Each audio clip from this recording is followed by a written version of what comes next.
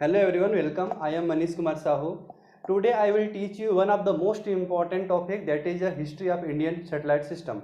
आज का ये टॉपिक ना एग्जाम के पॉइंट ऑफ व्यू से और नॉलेज के पॉइंट ऑफ व्यू से दोनों से बहुत ही इंपॉर्टेंट है. As a Indians you have to knowledge of this topic. Second, यदि आप एग्जाम दे रहे हो तो उसमें कम से कम 4 से 5 क्वेश्चन तो आते ही हैं, चाहे वो आपके एचएफ का एग्जाम हो या स्टेट का कोई भी एग्जाम हो, पीएससी का एग्जाम हो. एक टॉपिक आपके लिए बहुत ज़्यादा इंपॉर्टेंट है. देखो, सबसे पहली बात, इंडियन सैटेलाइट सिस्टम का हिस्ट्री पढ़ने से पहले आपको पता होना चाहिए कि इसकी सबसे पहले शुरुआत कैसे हुई, कहाँ से हुई. तो सबसे पहले जब द्वितीय विश्व युद्ध हुआ था उस समय अमेरिका ने हिरोशिमा और नागासाकी पर परमाणु बम फोड़ा था. तो परमाणु बम फोड़ा तब पता चला दुनिया को कि नहीं, एक ऐसी शक्ति है जो हमारे सैनिक बल से कहीं बढ़ के है. किसी देश के पास हजारों लाखों सैनिक हो, कोई फर्क नहीं पड़ता, यदि एक परमाणु बम है तो बहुत उसके बराबर है. तो सारे देश समझ गए कि किसी भी देश को सक्षम होने के लिए परमाणु शक्ति बहुत जरूरी है. तब क्या हुआ, जब हमारा देश स्वतंत्र हुआ 1947 में, उसके एक साल बाद 1948 में तत्कालीन प्रधानमंत्री नेहरू जी का एक कथन आया था. उन्होंने कहा था कि विश्व उसी का है, भविष्य उसी का है जो परमाणु से युक्त हो. ठीक है. तो अब क्या हुआ, उनका रुझान बढ़ गया परमाणु की ओर. फिर उन्होंने बहुत सारे फिजिक्स साइंटिस्ट को उसके इस फील्ड में रिसर्च करने के लिए प्रेरित किया. अब रिसर्च करने के लिए प्रेरित किया, तब उनके सहयोग से, ठीक है, 1948 में सबसे पहले परमाणु विभाग का गठन किया गया. 1948 में, याद रखिएगा, 1948 में किसकी सहयोग से, तो डॉक्टर होमी जहांगीर भाभा की अध्यक्षता में, उनके मेन यही थे, और नेहरू जी के सहयोग से सबसे पहले परमाणु विभाग आयोग का गठन किया गया. ठीक है, कमीशन ऑफ एटॉमिक एनर्जी का गठन किया गया. अब देखो, परमाणु विभाग आयोग के अंतर्गत ना बार्क है, भाभा एटॉमिक रिसर्च सेंटर. ठीक है, ये अगर आप ध्यान से देखोगे तो ये कहाँ है, मुंबई में है. और BARC Bhabha atomic research centre में परमाणु से संबंधित रिसर्च किया जाता है. और इस पोखरण में जो परीक्षण किया गया था वो यहीं से किया गया था. ठीक है, इसी की हेल्प से किया गया था. मैं भाभा एटॉमिक रिसर्च सेंटर में एग्जाम भी दिया हूँ एज ए साइंटिस्ट के लिए. ठीक है, होप अच्छा रिजल्ट आए, तो अपन वहाँ जा भी सकते हैं. तो देखो, जाऊँगा तो मैं भी रिसर्च करूँगा, मुझे इस फील्ड में बहुत ज़्यादा इंटरेस्ट है. अब देखो क्या होता है, सबसे पहले 1948 में, अब 1948 में परमाणु ऊर्जा आयोग का गठन हो गया. अब जैसे ही परमाणु ऊर्जा आयोग का गठन हुआ उसके कुछ दिन बाद, ठीक है, 1962 में, देखो 1962 में क्या होता है कि इनकोस्पार का गठन करते हैं. इनकोस्पार का गठन होता है. अब क्या होता है इनकोस्पार, ये देखना ध्यान से. अब देखो, परमाणु ऊर्जा आयोग का गठन हुआ कब, 1948 में. एक क्वेश्चन एग्जाम में पूछा जाता है. और परमाणु ऊर्जा विभाग का गठन कब हुआ, दोनों चीज अलग अलग हैं. परमाणु ऊर्जा आयोग 1948, परमाणु ऊर्जा विभाग, ठीक है, 1954 को किया गया. कब, 3 अगस्त भूल भी जाओ कोई दिक्कत नहीं है, 1954 याद रखना. ये देखो, दो चीजें बता दे रहा हूं, ध्यान से सुनना. फर्स्ट, परमाणु ऊर्जा सबसे पहले किसका गठन किया, परमाणु ऊर्जा आयोग का गठन किया गया 1948 में. उसके बाद परमाणु ऊर्जा विभाग का गठन किया गया 3 अगस्त 1954 में. ठीक है, तो परमाणु ऊर्जा विभाग के अंतर्गत, ठीक है, परमाणु ऊर्जा विभाग के अंतर्गत 1962 में, याद रखिएगा, 1962 में परमाणु विभाग, डिपार्टमेंट ऑफ एटॉमिक एनर्जी के अंतर्गत इनकोस्पार का गठन किया गया. इनकोस्पार का फुल फॉर्म क्या है, Indian National Committee for Space Research. ठीक है, याद रखिएगा, I for Indian and National Committee for Space Research. Okay, किसकी अध्यक्षता में इनकोस्पार का गठन किया गया, तो Vikram Sarabhai, this is a great physics scientist. ठीक है, इनकी अध्यक्षता में इसका गठन किया गया. अब देखो, Indian National Committee for Space research का काम क्या है, स्पेस के क्षेत्र में अपना आगे बढ़ाना, रिसर्च को डेवलप करना.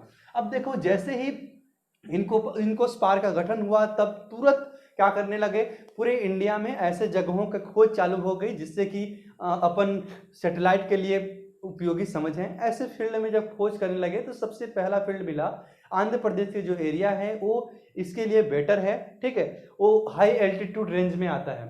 अब देखो, हाई एल्टीट्यूड, थोड़ा मैं डिटेल समझा रहा हूँ, आप बाद में बताऊंगा. अभी ये देखो, हाई एल्टीट्यूड रेंज में आता है. उस रेंज में एक जगह है थुम्बा. ठीक है, उस स्थान पर प्रैक्टिकल करना प्रारंभ किया गया. थुम्बा की जगह को विकसित करने लगे लोग, उस पर रिसर्च करना चालू किए. तब आगे जाके क्या हुआ कि एक 1963 में, जस्ट एक साल बाद, थुम्बा में, ठीक है, थुम्बा याद रखिएगा, आंध्र प्रदेश का एक स्थान है, छोटा सा गांव है. थुम्बा, वहां पर सबसे पहली बार वहां रॉकेट को लॉन्च किया गया। इंडिया का फर्स्ट रॉकेट लॉन्च किया गया, नाइक अपाचे उसका नाम है, Naik Apache. It is the first Indian rocket. कब लॉन्च किया गया? तो 21 नवंबर 1963 को। देखो याद रखना, 1963 में रॉकेट लॉन्च किया गया। इंडिया का पहला रॉकेट अगर आपसे पूछता है तो कौन है? नाइक अपाचे। कब लॉन्च किया गया? तो 6:35 शाम को टाइम है ये, ठीक है। और 21 नवंबर 1963 को लॉन्च किया गया। आपको याद होगा, आपने गूगल्स में बहुत सारे पिक्स देखे होंगे कि एपीजे अब्दुल कलाम आपको साइकिल पे रॉकेट का कुछ पार्ट्स लेके जाते हुए दिख जाएंगे, ठीक है। ऐसा इसलिए दिखता है ना क्योंकि थुम्बा में उस समय जो थुम्बा एरिया था वहां तक गाड़ी नहीं जा सकता था, तो रॉकेट्स को पार्ट्स को ले जाने के लिए बैलगाड़ी या फिर साइकिल का यूज करते थे, इसलिए हमको ये पिक्स अक्सर देखने को मिलता है, ठीक है। तो आपसे अगर एग्जाम में पूछता है कि सबसे फर्स्ट रॉकेट कौन सा है, तो नाइक अपाचे। क्लियर है? अब देखो 1963 तक की बात हुई। अब आता है इंडियन स्पेस रिसर्च के क्षेत्र में सबसे इंपॉर्टेंट दे 1969, ठीक है। 1969 का दिन भारतीय अंतरिक्ष के लिए बहुत इंपॉर्टेंट दिन है, साल है। इसमें 15 अगस्त 1969 को इसरो का गठन किया गया। याद रखिएगा, 15 अगस्त 1969 को इसरो का गठन किया गया। क्वेश्चन पूछ देता है इसरो का गठन कब किया गया, तो 15 अगस्त 1969 को किया गया। किसके अंतर्गत किया गया? तो डिपार्टमेंट ऑफ एटॉमिक एनर्जी के अंतर्गत किया गया। याद रखिएगा, डिपार्टमेंट ऑफ एटॉमिक एनर्जी के अंतर्गत इसरो का गठन किया गया है। What is the full form of ISRO? तो space research Indian Space Research Organisation एक फुल फॉर्म है इसरो का। इसरो याद रखिएगा, ये आपका स्पेस रिसर्च का सबसे हेडक्वार्टर है, ठीक है। बेंगलुरु में स्थित है इसका हेडक्वार्टर, और यहाँ से सारे मॉनिटरिंग का काम किया जाता है प्रेजेंस में। और डिटेल में आपको बाद में बताऊंगा, अभी मैं नॉर्मली आपको हिस्ट्री बता रहा हूँ कि कब क्या हुआ था, ठीक है। पहले ये देखिए, अब देखो 1900 इसरो का गठन हो गया, ठीक है। जैसे ही इसरो का गठन हुआ, अब रॉकेट बनने भी लगे, ठीक है, रॉकेट बनने भी लगे। अब उसका रॉकेट को छोड़ने के लिए कोई स्थान होना चाहिए, कहां से छोड़ें, उसके जब खोज करने लगे तो उसके बाद क्या होता है, 1971 में, आपको एक सन याद रखेगा, मैंने बीच में कुछ स्किप किया है जो एग्जाम के पॉइंट ऑफ व्यू से ज्यादा पूछ जाते हैं, उसको लिया हूं। तो 1971 का ये टाइम याद रखना, 1971 में सार की स्थापना हुई, सार, ठीक है। सार का फुल फॉर्म क्या है? तो श्रीहरिकोटा हाई एल्टीट्यूड रेंज। याद रखिएगा, श्रीहरिकोटा हाई एल्टीट्यूड रेंज का रेंज, वो श्रीहरिकोटा, ये आंध्र प्रदेश में एक स्थान है जहां से रॉकेट का प्रक्षेपण किया जाता है, सैटेलाइट का प्रक्षेपण किया जाता है। इसका पहले नाम था श्रीहरिकोटा हाई एल्टीट्यूड रेंज, लेकिन 2002 में इसके नाम को बदल दिया गया और रखा गया है श्रीहरिकोटा सतीश धवन अंतरिक्ष केंद्र। इसको आज आप जानते हो, ठीक है। तो ये क्वेश्चन पूछ सकता है कि ये नाम कब चेंज किया गया, तो याद रखना कि सार से श्रीहरिकोटा सतीश धवन अंतरिक्ष केंद्र कब रखा गया, तो 2002 में रखा गया है। क्लियर है? अब देखना इसके बाद क्या होता है 1972 में। अब बातें आती है कि अगर आपको रिसर्च करना है, ठीक है, मैं एज ए साइंटिस्ट हूँ, मुझे समझ लीजिए, यदि मैं रिसर्च करता हूँ तो कोई भी काम बिना पैसे के नहीं होता है, तो आपको फंड रिलीज करना पड़ेगा गवर्नमेंट को। तो फंड रिलीज करने के लिए गवर्नमेंट एक अलग सा विभाग बनाता है, ठीक है। तो वैसे ही एक विभाग बनाया गया, किसका? Department of science space, department of space अंतरिक्ष विभाग का गठन किया गया। अगर आपसे क्वेश्चन पूछता है कि अंतरिक्ष विभाग का गठन कब किया गया, तो याद रखिएगा 1972 में किया गया है। कब? 1972 में space agency, department of space, DOC, department of space की स्थापना की गई। कब? 1972 में। देखो, डिपार्टमेंट ऑफ स्पेस की स्थापना किया गया, फिर क्या किए ना, इसरो को इसके अंतर्गत लाया गया। कहां से उठा के? तो याद रखिएगा, यहां से यहां से यहां लाया गया। क्यों लाया गया? अब देखो, सॉरी, यहां से इसको इसके अंतर्गत लाया गया, डिपार्टमेंट ऑफ एटॉमिक एनर्जी से डिपार्टमेंट ऑफ स्पेस में लाया गया। क्यों? क्योंकि देखो, इसरो का काम परमाणु खोज नहीं करना है, परमाणु से संबंधित काम नहीं करता इसरो। इसरो क्या करता है? ये स्पेस एजेंसी है जो अंतरिक्ष से संबंधित रिलेटेड है, इसलिए इसको उस विभाग से हटा के एक नया विभाग बनाया गया, ठीक है। उस विभाग में लाया गया, तो डिपार्टमेंट ऑफ स्पेस अंतरिक्ष विभाग के अंतर्गत कब लाया गया इसरो को? याद रखिएगा 1972 में, ठीक है। एक क्वेश्चन फ्रीक्वेंटली पूछे जाते हैं, मैंने मोस्ट इंपॉर्टेंट क्वेश्चन का कलेक्शन लेकर आया हूं। अब देखो अब 1972 में डिपार्टमेंट ऑफ स्पेस का गठन किया गया और इसरो को इसके अंतर्गत लाया गया। अब आता है 1975 की बात, 3 साल बाद 1975 में। 1975 का ये जो साल है इसको बहुत ज़्यादा इम्पोर्टेंट है इंडियन स्पेस के दृष्टि से, क्योंकि 19 अप्रैल 1975 को इंडिया का सबसे फर्स्ट सैटेलाइट लॉन्च किया, बनाया गया, इंडिया में बनाया गया। कौन सा? आर्यभट्ट। याद रखिएगा, फर्स्ट इंडियन सैटेलाइट है, आर्टिफिशियल है ना, कृत्रिम है ये, जो कि बनाया गया है। अब देखो उसका नाम क्या है, आर्यभट्ट रखा गया था। आर्यभट्ट नाम रखने के पीछे भी रीजन है कि हम हमारे मैथ्स के ग्रेट ऋषि मुनि हैं हमारे, कौन से? आर्यभट्ट, ठीक है। और उन्होंने शून्य की भी खोज की थी और उसके अलावा बहुत 101 ग्रंथों में बहुत अधिक खगोल शास्त्री थे, ठीक है। और उनके लिए उनके नाम पर आर्यभट्ट रखा गया है, याद रखिएगा।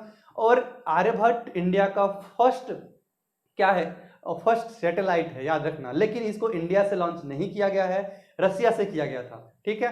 तो अगर आपसे पूछता है कि इंडिया का पहला सैटेलाइट कौन सा है, तो आर्यभट्ट है, ठीक है। लेकिन लॉन्च इंडिया में नहीं किया गया है, इंडिया से बाहर किया गया था। अब देखो आर्यभट्ट किस टाइप का सैटेलाइट है, एक क्वेश्चन पूछा जाता है, तो प्रैक्टिकल सैटेलाइट है। प्रैक्टिकल का मतलब ये है कि इसका बहुत ज़्यादा उपयोग नहीं था, बस एज अ टेस्ट हमने प्रैक्टिकल करके देखा था कि हम सफल होते हैं या नहीं, इसके पॉइंट ऑफ व्यू से इसका किया गया था। अब देखो 1900, इस दिन को तो अपने दिमाग में बैठा लो, ये इंडियन सैटेलाइट का सबसे इंपॉर्टेंट दिन है 19 अप्रैल 1975, क्योंकि इसी दिन आर्यभट्ट बना। अब देखो आर्यभट्ट को हम इंडिया से लॉन्च नहीं कर सकते, तो कहाँ से लॉन्च करेंगे? हमने बनाया तो इंडिया में, पूर्णतः भारत द्वारा निर्मित उपग्रह है आर्यभट्ट, लेकिन इसको लॉन्च नहीं किया गया। तब इंडिया का सबसे बेस्ट फ्रेंड कौन सा देश है? रसिया है उस समय, और आज भी है रसिया। तो देखो रूस क्या करता है, इंडिया को हेल्प करता है, किसको? सैटेलाइट को लॉन्च करने में। अब रूस में कपुस्तीन यार एक जगह का नाम है, प्रक्षेपण स्थल होता है, ये प्रक्षेपण स्थल है कपुस्तीन यार। कपुस्तीन यार प्रक्षेपण स्थल रसिया में स्थित है, यहां से आर्यभट्ट को छोड़ा गया था। अब देखो आर्यभट्ट को कैसे, कौन ले जाएगा ऊपर? कोई ना कोई रॉकेट लेके जाएगा ना। उस रॉकेट का क्या नाम था? सैटेलाइट लॉन्चिंग व्हीकल्स होना चाहिए। सैटेलाइट लॉन्चिंग व्हीकल्स के थ्रू ही तो आप सैटेलाइट को लॉन्च करोगे, तो उसके लिए कॉस्मोस 3M ये रॉकेट है, याद रखना। इसलिए मैंने बोल दिया क्योंकि इससे क्वेश्चन पूछे जाते हैं। आर्यभट्ट फर्स्ट इंडिया का है, इंडिया द्वारा निर्मित है, बट लॉन्च कहाँ से किया गया था? कपुस्तीन यार रसिया से किया गया है। कॉस्मोस 3M ए लॉन्च व्हीकल का नाम है, ठीक है। एक ऐसा सैटेलाइट था, तो केवल प्रैक्टिकल सैटेलाइट है। और एक चीज और याद रखना कि ये जो आर्यभट्ट सैटेलाइट है ना, ये स्पेस में केवल 4 दिन तक रहा था, उसके बाद पता नहीं कहाँ गायब हो गया, उसका स्पेस में गुम हो गया, इसका मतलब कम्युनिकेशन टूट गया था, ठीक है। तो केवल 4 दिन तक ही ये सैटेलाइट लॉन्च हो अपने ऑर्बिट में रोटेशन किया था। तो देखो ये इंडिया का अब तक का सबसे कम दिन तक ऑपरेशन है, ये भी याद रखना। इंडिया का अब तक का सबसे कम दिन तक चलने वाला ऑपरेशन कौन सा है? तो ये है आर्यभट्ट, ठीक है। तो आर्यभट्ट इससे याद रखना। अगर आपको ये भी देखना होगा ना, आर्यभट्ट को अगर आप, इसका वजन कितना था? तो 360 kg का था। और आर्यभट्ट को ना आप देखो, ये इंडिया का बहुत बड़ा अचीवमेंट है, इसको रिस्पेक्ट के लिए अपन याद रखें, लोगों इसे भूल ना जाएं। इसलिए 2 रुपए का जो पहले नोट आता था ना, उस नोट के पीछे साइड आप देख लीजिएगा, आर्यभट्ट का साइन था। इस आर्यभट्ट का चित्र है, ठीक है। ये आर्यभट्ट ना हेक्सागोनल होता है, इसकी साइज है ना वो इस प्रकार से हेक्सागोनल है, और इस प्रकार से इसकी साइज ना हेक्सागोनल साइज है।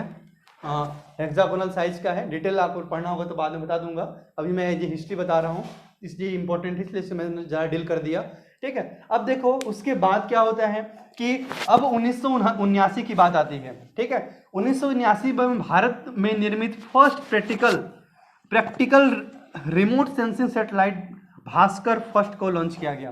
देखो एक चीज याद रखना, 1979 की बात है। 1979 में रिमोट सेंसिंग सैटेलाइट लॉन्च किया गया। हमारे पास 2 टाइप के सैटेलाइट होती हैं, मैंने इसको प्रीवियस लेक्चर में बताया है, अगर डाउट है तो देख लेना। देखो एक होता है रिमोट सेंसिंग सैटेलाइट, एक होता है आपका कम्युनिकेशन सैटेलाइट।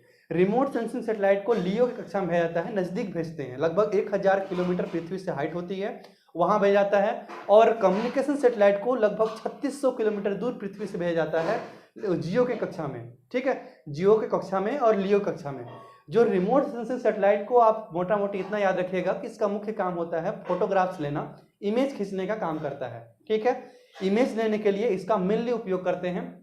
तो सबसे पहला कौन सा है, फर्स्ट भास्कर फर्स्ट था रिमोट सेंसिंग। अगर आपसे पूछता है ना कि इंडिया का फर्स्ट रिमोट सेंसिंग सैटेलाइट कौन सा है, तो भास्कर फर्स्ट। कैसा था, प्रैक्टिकल था, ये भी प्रैक्टिकल के बेस पे किया गया था, ये भी प्रैक्टिकल बेस था। प्रैक्टिकल बेस का कहने का मतलब जानते हैं क्या होता है, कि ये केवल प्रायोगिक है, इसमें बहुत सारा आपको फायदे नहीं होने वाले हैं कि आप इमेज लेके फिर बेचना चालू कर दिए, नहीं, ऐसा नहीं है। इसको एज ए प्रैक्टिकल के लिए भेजा गया था कि हम सक्सेसफुल होते हैं या नहीं होते हैं, ठीक है। तो ये देखो यहाँ तक हुआ। तो मैंने आपको कहाँ से बताया, 48 से लेकर 79 तक की बात बता दी, ठीक है। इसके बाद क्या होता है, देखिए उसके बाद का क्या है, 1980 में, ठीक है। देखो 1980 में क्या हुआ कि सबसे पहले SLV-3, ये क्या है, सैटेलाइट लॉन्चिंग व्हीकल। देखो अब तक क्या था कि इंडिया के पास सैटेलाइट लॉन्चिंग व्हीकल्स नहीं थे। अगर आप सैटेलाइट बनाते हो तो आपको विदेश से लॉन्च कराना पड़ेगा, ये बहुत बड़ी प्रॉब्लम थी। तो यहाँ के साइंटिस्ट लोगों ने इसलिए बहुत ज़्यादा वर्क किया इस फील्ड में, और उन्होंने क्या किया कि अपना लॉन्च व्हीकल बना लिया, ठीक है। बहुत खुशी की बात है ये। और कब बनाए, 1980 में। देखो 1980 में लॉन्च व्हीकल बन के तैयार हो गया, और उसका नाम क्या दिया गया, SLV-3, ठीक है, सैटेलाइट लॉन्चिंग व्हीकल 3 दिया गया। और याद रखना कि जैसे ही सैटेलाइट लॉन्चिंग व्हीकल 3 का सफलतापूर्वक प्रयोग किया इंडिया पूरे इस विश्व में अंतरिक्ष के क्षेत्र में, ठीक है, लॉन्च व्हीकल बनाने वाला 6वां राष्ट्र बन गया, ठीक है, 6वां देश बन गया, सॉरी, 6वां देश बना इंडिया, ठीक है। कब, किसके लिए, तो SLV-3 के लिए। तो SLV-3 में आप याद रखना, SLV-3 में का सफलतापूर्वक लॉन्च करने के बाद अंतरिक्ष कार्यक्रम में इंडिया 6वां स्थान प्राप्त किया, ठीक है। अब हमारे पास क्या हो गया, इंडिया के पास सब कुछ लगभग हो गया, प्रक्षेपण स्थल हो गए, ठीक है, बनाने के लिए जगह हो गया, और रॉकेट्स भी हो गए, लॉन्चिंग व्हीकल्स भी हो गए जिसके थ्रू आप लॉन्च कर सकते हो, सब कुछ हो गया। तो क्यों ना हम इंडिया से काटर लॉन्च करके देख लेते हैं, ठीक है। तो उसके कदम में 18 जुलाई 1980 की बात है, 1980 की बात है। देखो 18 जुलाई 1980 में रोहिणी फर्स्ट इंडिया का सैटेलाइट लॉन्च किया गया इंडिया से। अब देखो रोहिणी फर्स्ट सैटेलाइट लॉन्च किया गया, याद रखना ये 100% इंडियन है, पहला, ठीक है। इसका लॉन्च व्हीकल SLV-3 के द्वारा इसको लॉन्च किया गया, जो कि इंडिया द्वारा निर्मित है। इसका प्रक्षेपण स्थल श्रीहरिकोटा इंडिया में है, साइंटिस्ट इंडिया के बनाने वाले, मतलब रियल में आपसे बोलूँ ना तो 100% इंडिया द्वारा निर्मित जो उपग्रह सैटेलाइट था वो कौन सा है, रोहिणी फर्स्ट, इसका नाम दिया गया। It is the first satellite which are made 100% in India and launch from India, ठीक है। तो ये सक्सेसफुली रहा। अब देखो ये बात आती है, अब देखो यहाँ तक हमारा इंडिया धीरे धीरे अब डेवलप कर रहा है, ठीक है। तो 1982 की बात है, 1982 में इनसेट 1A का सीरीज स्टार्ट हुआ। इनसेट 1A का सीरीज आज तक लॉन्च हो रहा है, इसके बारे में डिटेल और बताऊंगा। तो इनसेट 1A सीरीज लॉन्च किया गया, ठीक है। इसका देखो 1A 1B 1C 1D ऐसा नाम देते हैं इसका, क्यों पता है, क्योंकि कोई भी सैटेलाइट एक बार लॉन्च करते हैं ना तो जो रॉकेट गया वो अंतरिक्ष से वापस नहीं आता, अंतरिक्ष में ही नष्ट हो जाता है, इसलिए इसका नाम केवल एक होगा। एक बार में वन टाइम लिखो फेंको वाला काम है, एक बार में एक ही सैटेलाइट लेके जाएगा और नष्ट हो जाएगा, ठीक है। तो इनसेट 1A इसका नाम है। इनसेट मतलब Indian national, N for Indian, I for Indian, N for national, SAT मतलब सैटेलाइट। तो इंडियन नेशनल सैटेलाइट 1A। अब याद रखना इंडियन नेशनल सैटेलाइट 1A इसको लॉन्च किया गया जियो के ऑर्बिट में, ठीक है। और जियो का ऑर्बिट, जियो के जो ऑर्बिट्स होते हैं ना ये 3600 किलोमीटर होते हैं लगभग अर्थ के स्पेस से। अब यहाँ लॉन्च किया गया, लेकिन अनफॉर्चुनेटली इसमें इंडिया सफल रहा था, ठीक है, याद रखिएगा ये क्वेश्चंस असफल रहा था, यहाँ सफलता नहीं मिली थी। बट हमारे इंडिया के साइंटिस्ट जुझारू प्रकृति के हैं, उन्होंने छोड़ा नहीं, वी विल ट्राई, ठीक है। तो उन्होंने क्या किया, जस्ट आफ्टर 1983 में 1983 में इनसेट 1B, 1A के बाद क्या आएगा, एक बाद B आता है ना, तो 1B, इनसेट 1B का सफलतापूर्वक लॉन्च किया गया, ठीक है, सक्सेस मिला यहाँ, ठीक है, फील हैप्पी, यहाँ सक्सेस मिल गया हमको। तो आपको मिलेगा इनसेट 1B, यहाँ 1983 में सफलता मिली। अब देखो इसके बाद क्या हुआ, अब इंडिया के पास सब कुछ हो गया, इंडिया थोड़ा डेवलप हो गया, हमारे पास सैटेलाइट व्हीकल हो गए, सैटेलाइट लॉन्च करने के लिए, बनाने के लिए सब कुछ हो गया। अब क्या किए कि हमारे इंडिया वाले सोचने लगे कि चलो विदेशी तो बहुत अंतरिक्ष में जा चुके, हम भी थोड़ा अंतरिक्ष का सैर करके आते हैं, ठीक है। तो लेकिन हम इतना भी डेवलप नहीं हुए थे, इतना खुश मत हुई है कि हम इंडिया से ही लॉन्च करके आपको अंतरिक्ष में शेयर करा सकें, नहीं। इसके लिए क्या किए कि आपको रूस का हेल्प लेना पड़ा। देखो क्या हुआ कि 1984 1984 का डेट आपको हमेशा रिमेंबर रखना। इस 1984 में भारत और रूस का, सोवियत संघ रूस उस नाम से जानते हैं, भारत और रूस का संयुक्त मानव मिशन स्टार्ट हुआ, ठीक है। सोवियत संघ, रूस और भारत का संयुक्त मानव मिशन स्टार्ट हुआ था। इस मानव मिशन में भारत के फर्स्ट, ठीक है, फर्स्ट ऐसा बोलेगा ना, भारत के प्रथम व्यक्ति राकेश शर्मा, ठीक है, जो अंतरिक्ष में गए। अब देखो साथ में दो और भी गए थे, ठीक है, दो लोग और भी गए थे, दो नहीं तीन लोग, हाँ सॉरी 3 लोग गए थे। कहाँ के? वो रसिया के थे, ठीक है, तो ध्यान मत दीजिए। अब देखो कॉस्मोनॉट्स बोला जाता था इनको, यहाँ से गए, कौन गया पूछेगा तो कॉस्मोनॉट्स। अब कॉस्मोनॉट्स क्यों बोले, इसके लिए मेरा प्रीवियस लेक्चर देखना कि हर एक अलग अलग देश के लिए जो अंतरिक्ष यात्री होते हैं ना, उनको अलग अलग नाम से जाना जाता है। इसको प्रीवियस लेक्चर मैंने बनाया है, देख लीजिएगा। तो देखो ये फर्स्ट, अब अगर आपसे पूछा जाता है कि इंडिया के प्रथम व्यक्ति कौन है जो अंतरिक्ष में गए, तो राकेश शर्मा। लेकिन एक चीज भी याद रखिएगा, ये इंडिया की जमीन से नहीं गए थे। कहां से गए थे? रसिया से गए थे। और देखिए एक बात और, रसिया से गए, अंतरिक्ष में घूमे, एक आध दिन रहने का मन नहीं करेगा? कोई इंसान बड़े मुश्किल से तो जा पाएगा, तो उनका भी ऐसी फीलिंग था, तो वहां वो रुके भी थे, ठीक है, 1 सप्ताह रुके थे। अब 1 सप्ताह कहाँ रुके थे? खाना पीना तो चाहिए ना इंसान को, तो कहाँ रुके थे? तो याद रखिएगा रूसी स्पेस स्टेशन में रुके थे।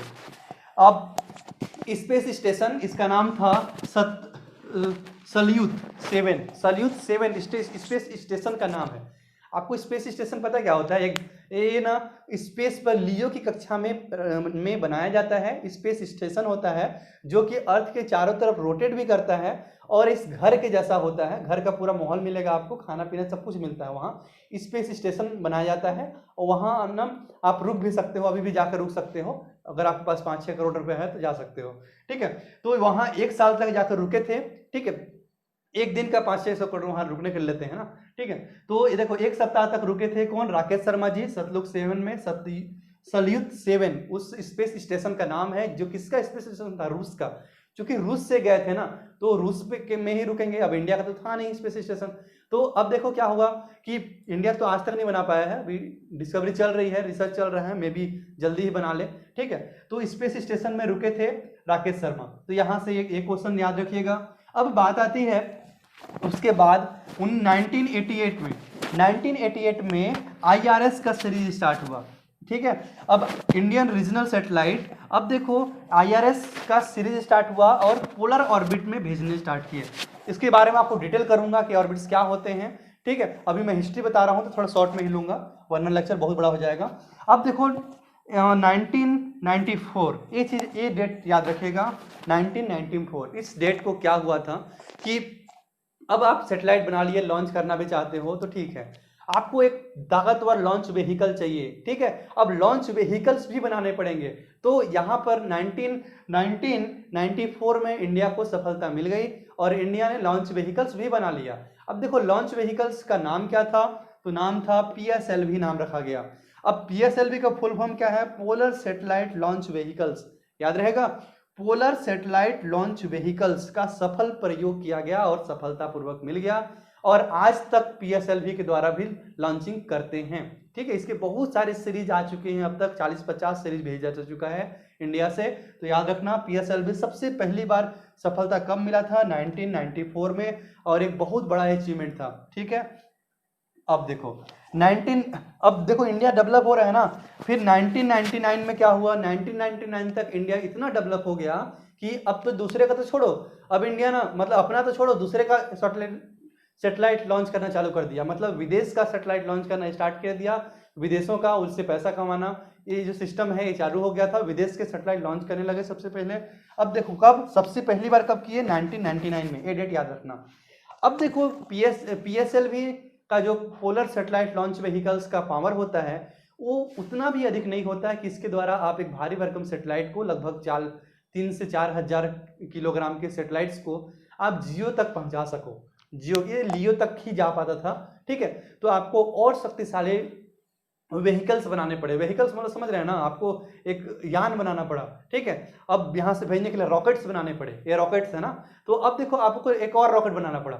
अब इंडिया ने क्या किया ना, इसके आगे के लिए हमने क्या किया, 2001 में सफलता मिली, हमें बहुत बड़ी सफलता मिली। हमने GSLV का निर्माण किया सफलतापूर्वक, प्रयोग भी कर लिया, इसको लॉन्च भी कर लिया हमने सफलतापूर्वक। अब देखो लॉन्च भी किया। अब GSLV का फुल फॉर्म क्या है, जियो स्टेशनरी लॉन्च व्हीकल, ठीक है, या जियो सिंक्रोनस लॉन्च व्हीकल। दो टाइप के हमारे जियो स्टेशनरी और जियो सिंक्रोनस, दो टाइप्स के ऑर्बिट्स होते हैं जिनकी जो हाइट होती है पृथ्वी के अर्थ सरफेस से, ठीक है, 3600 किलोमीटर की दूर पर हाइट होती है। और जैसे अगर मान लीजिए पृथ्वी है, ठीक है, अगर मान लीजिए हम मानते हैं पृथ्वी है, तो एक ऑर्बिट्स जो जस्ट इसके इस प्रकार से ऑर्बिट्स होगा जो स्टेशनरी होगा, जियो स्टेशनरी ऑर्बिट्स बोलते हैं इसको। और ये जियो स्टेशनरी है इसलिए बोलते हैं क्योंकि यहाँ का जो सेटेलाइट होगा ना, ये विथ रिस्पेक्ट टू टाइम ये रोटेशन तो करेगा, बट इसकी जो पोजीशन होगी वो चेंज नहीं होगी, ठीक है। मतलब इस प्रकार से अगर यहाँ पृथ्वी है तो ये रोटेट कर रहा है तो कंटिन्यू ऐसे ही रोटेट करेगा।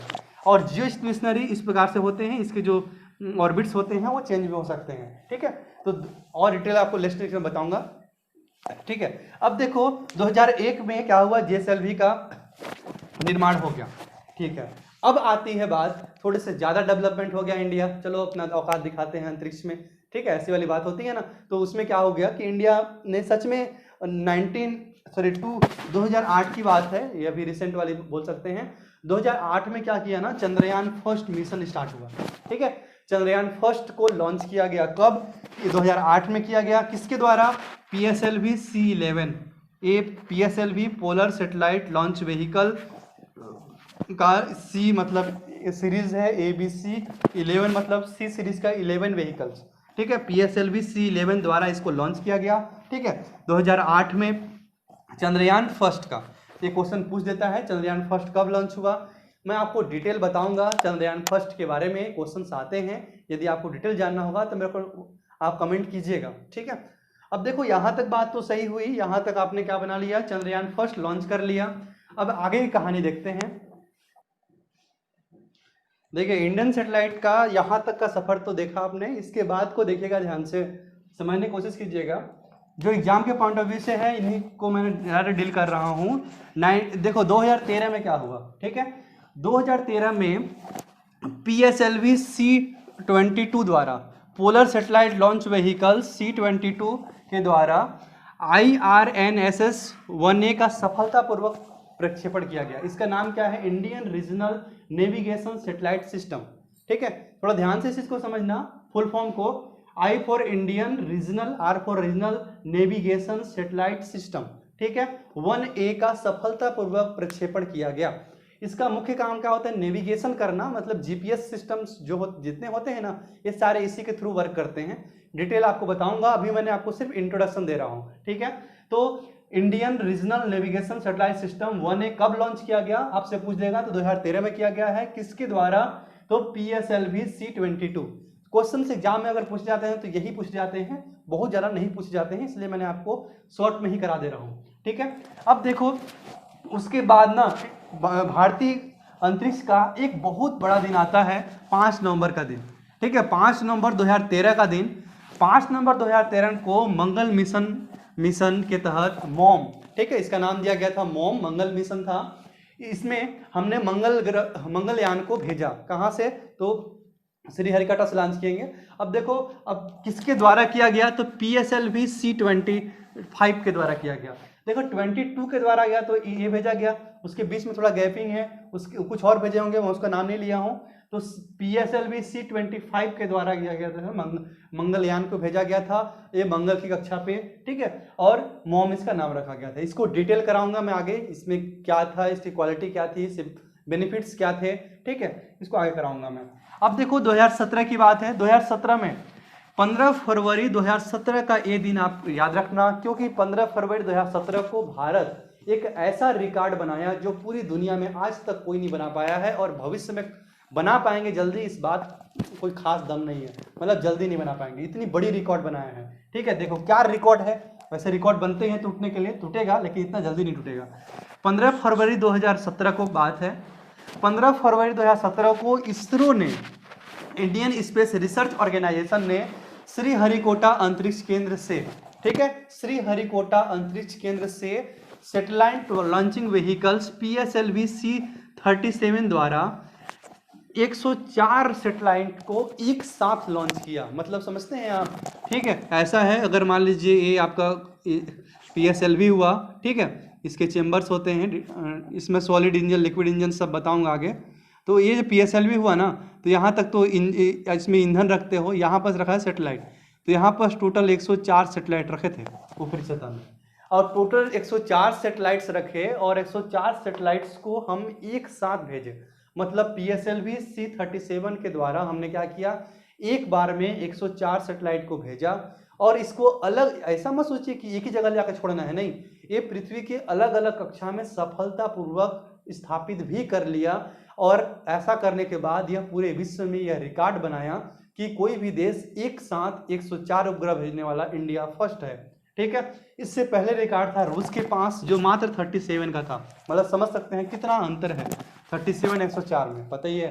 ठीक है, तो देखो रूस के पास इतने का रिकॉर्ड है, इसके बाद हम इंडिया वाले बनाए 104। मतलब इंडिया पीछे तो रहता है पहले, लेकिन जब सामने आता है तो फिर दमदार तरीके से आता है। ठीक है, तो वही दमदार तरीके का एक नज़ारा है कि 104 लॉन्च किया गया। इसमें ना विदेशी ज़्यादा थे और इंडियन सैटेलाइट कम ही थे, इसको और डिटेल करूंगा मैं आगे।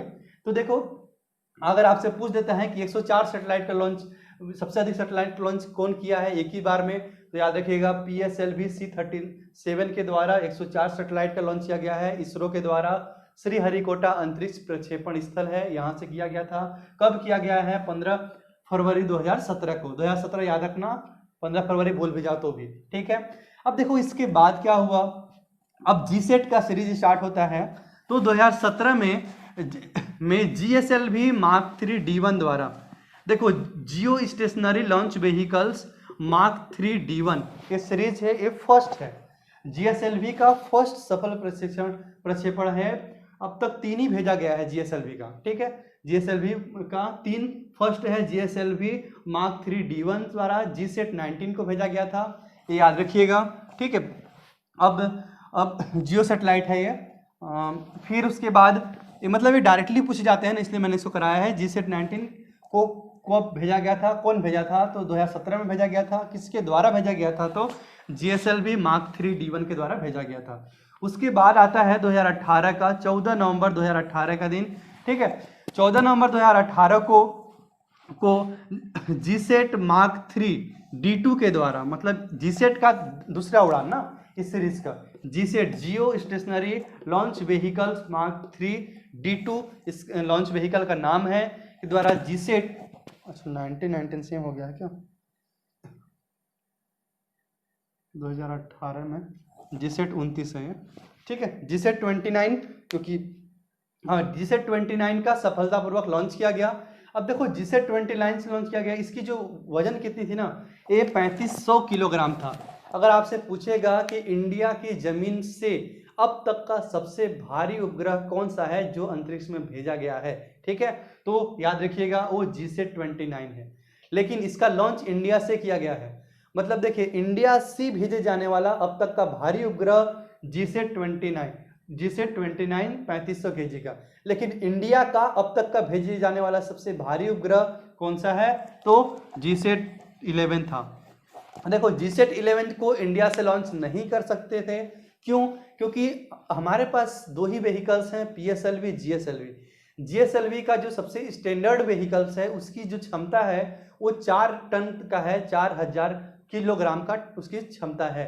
अब हम चूंकि GSAT 11 की जो वजन है वो 5000 से भी ऊपर है, कितनी है? 5854 किलोग्राम का वजन है। अब इतनी ज़्यादा वजनी चीज़ को आप कैसे भेज पाओगे? यहाँ से नहीं भेज सकते ना, पावर ही नहीं है तुम्हारे पास।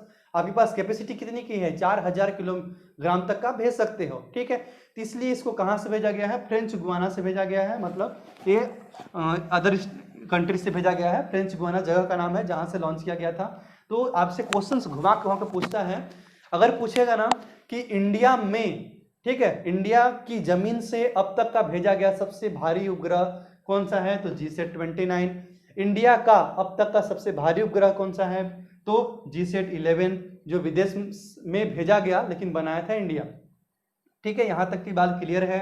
अब देखिए 2019 सबसे लेटेस्ट चीज आपको बताता हूँ। 22 जुलाई 2019 का दिन तो सबको याद ही होगा। इस दिन रात भर हम लोग जगे थे, मैं भी जगा था। ठीक है, तो देखो इसमें क्या हुआ, 22 जुलाई 2019 के दिन में चंद्रयान सेकंड का लॉन्च किया गया। चंद्रयान द्वितीय लॉन्च किया गया। ठीक है, किसके द्वारा किया गया था, तो GSLV Mark 3 D1 Mark 3 M1 इसका नाम ही है। देखिए अब तक GSLV 3 बार सफलतापूर्वक उड़ान ले चुका है। एक बार GSLV Mark 3 D1, GSLV Mark 3 D2, GSLV Mark 3 M1।